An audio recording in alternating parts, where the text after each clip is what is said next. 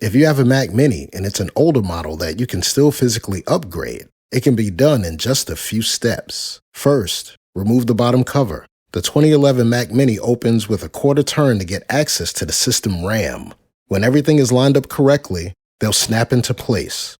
The HD drive is 512 gigabytes and fits my needs for this device. Reinstall the bottom cover. Boot up, and it's ready to go.